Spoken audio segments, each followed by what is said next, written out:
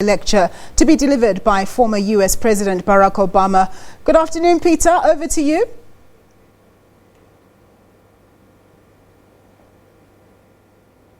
Well, he doesn't seem to be hearing us at the moment. Well, as Zimkita was crossing to us, we did see that a number of high-profile people were entering the vicinity there. We're seeing that Amazulu King Goodwill Zwelithini is there. Businessman Patrice Motsepe has also arrived. I saw the Deputy Minister of Finance. Oh, there's Peter. To our current President, Cyril Ramaphosa. But a lot of the other dignitaries that are expected have already arrived and made their way into the VIP area. Mrs. Grasso Michel, of course, I guess on a day like this would be a point of focus. Former President Kgalema Motlanthe is here. We also saw the King of the Amazulu, King Goodwill Zwelithini, who was speaking who arrived a little bit earlier on as well. So many of the dignitaries already starting to settle. We are now perhaps 20 minutes or so away from the lecture itself taking place, and we've had the opportunity to speak to a number of people. A number of government ministers will be coming through as well, and there you can see it looks like the Minister of Traditional Affairs, Dr. Zwelimkhize, who's just walked in. All right, we have with us a team that's busy inside this studio here, but also down in the stadium. And Sophie Mukwena is standing by with a guest. Let's cross to her now and find out who she's talking to. Sophie? Well, indeed, the moment many have been waiting for. We are expecting the former president of the US, Barack Obama, to deliver that important lecture.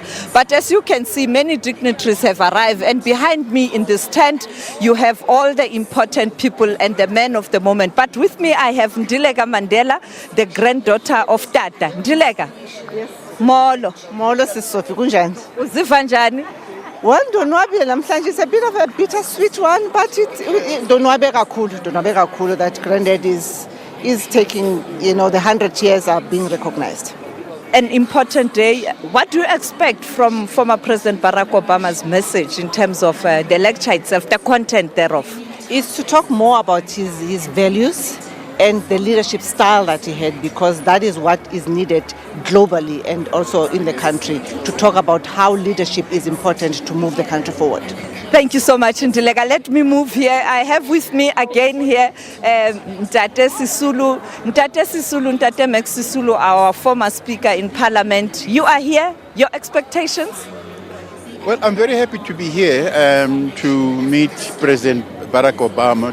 Twice I met him when he came to South Africa first time round, and we had a very good discussion.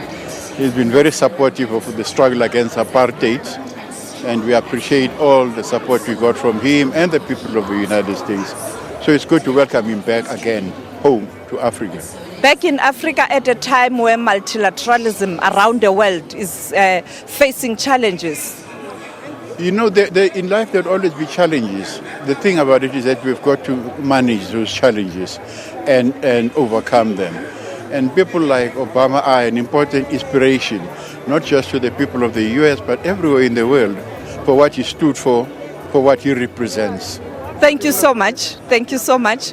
Let me see. The president has arrived.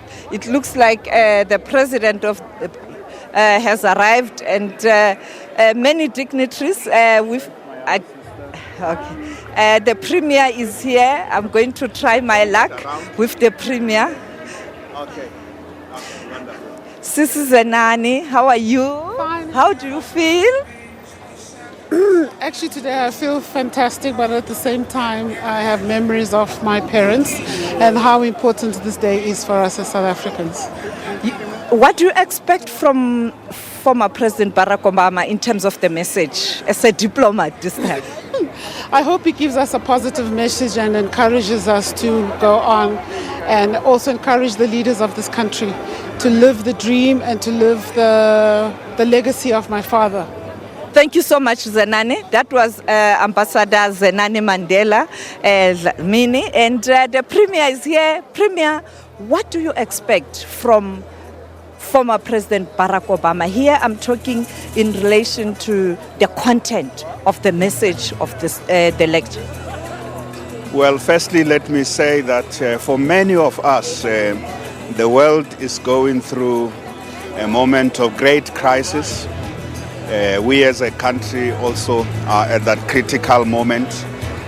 So I think the progressive people in the world are looking for ideas on how to bring back hope again. So from the speech of President Obama, that's what I'm looking for. We know this, the world is in disarray in many parts of the world. As I say, even people here in our country, we who believe in the new dawn. This centenary of Nelson Mandela, it's a moment of renewal. And so to reflect. What I am looking for in all what people are going to say, it's what are the key things that will get us to move back to a moment that we can believe a better world is possible. That's what the centenary of Nelson Mandela must get us again to have hope that a better world is possible, a better South Africa is possible. Thank you, Premier. Many people have arrived, and you can see that we also have Tokyo Sekwalo here. We saw former Secretary General Kofi Annan. Back to you in studio. Sophie, thanks very much indeed. We are going to continue from our vantage point, which is just above the stadium area where everybody is now gathering in and settling down ahead of this lecture, which is going to be taking place not too far from now. But we've been speaking to a number of guests through the course of this morning, and people who have a different perspective of this man that's being celebrated, who'd have turned 100 tomorrow. And one man who knew him personally is Dr. Isop Jasad, who joins me now, and at one time was Madiba's doctor, and also gave shelter to Madiba when he was the famous Scarlet Pimpernel. Thank you very much for joining us, Dr. Jasad. You know, today one of the big themes is celebrating the legacy of Nelson Mandela, and I just wonder, as somebody that you spent time with, that you knew personally, and are able to look back now, what would you say for you is his greatest legacy for South Africa and the world? Well, besides the legacy, it's an honor to be present here at this 100th anniversary of this great icon and a prophet. His legacy, his humbleness, his commitment to decency, to non-racialism, to fairness, and is just remarkable. He was very nearly a saint, but a human being. Had his faults, I suppose, but was very nearly a saint. And today, if you can carry on with what he had left us, South Africa can be a world champion. We have problems at the moment, and I'm certain that if we follow his teachings and his conduct, we will become a great nation.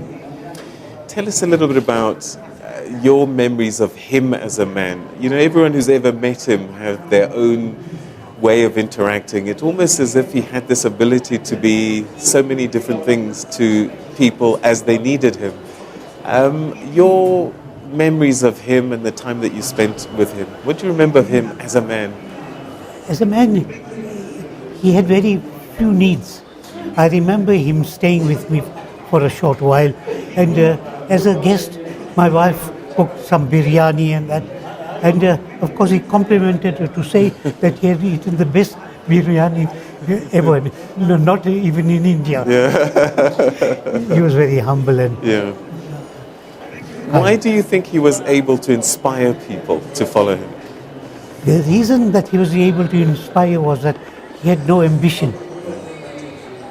He was kind and appreciated the needs of his people and the country in which he was born. And he wanted to free our people from the apartheid regime. And his only ambition was that, not to create funds for himself, but to bring about a free South Africa for all the people of this land. So you must have had many conversations with him, and I just wonder maybe if you can remember, what were those conversations about, and which ones inspired you? The conversations were about being passive and yet active.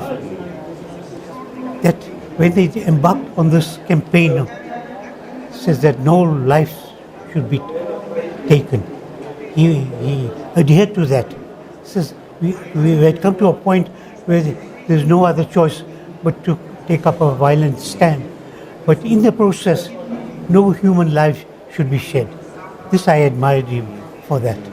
And it was a difficult journey to take up the armed struggle for him, but it got to that point where it had to be done. So throughout, he was predominantly a man of peace. He was a pacifist. And I think some of that came from his association with his colleagues in the All Indian Congress, Yusuf Dadu, Maulana Ismail Kachelia, Yusuf Kachelia, and Maulana Saluji. I think they had some impact on his thinking.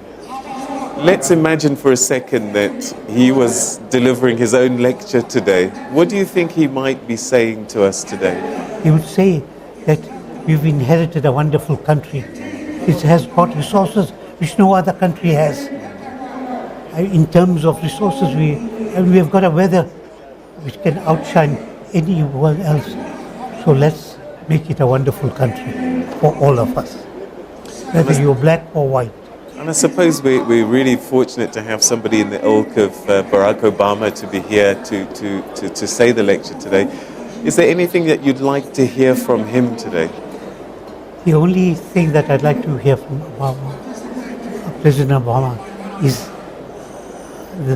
the sense that Mandela had about living in this world. If that can be portrayed today, I'd be very happy. Give us a sense, because you were there and you could see the things that he had to face, the challenges he had to overcome. How much of a sacrifice, what kinds of things did he have to give up to be the leader that he was? Well, the sacrifices are enormous. I mean, in terms of imprisonment too, there was the discrimination. I mean, they got one piece of bread, whereas the other non-African prisoners would get two. They had to wear shorts in winter, where the others might have got long pants.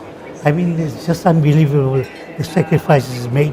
And to be away from his family, his sons, his daughters, was amazing. He had to leave his mother. She passed away while he was in prison. He had to see the world when his son was taken away in an accident. It's just remarkable, the strength that he had while being on Robben Island. So you were a youth Congress activist at the time. What sort of inspiration was he to you as the youth? Because you had this charismatic man who was a little bit older. How did he inspire you as the youth? It was a tremendous inspiration, because those days everything was done voluntarily. I mean, we printed, we made all sorts of posters, and for that we never got paid.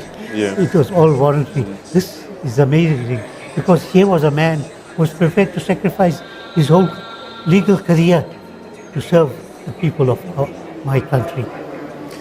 And I suppose there was always danger as well. I mean, this was very dangerous work. How did he inspire you to stay the course and do the work that you were doing, even though you could end up in trouble? He was very careful about, because I acted as a courier to take Mama Winnie to him. Right. I knew that he took all the precautions to see that I did not get into trouble. And your surgery was also used in many ways by the activists.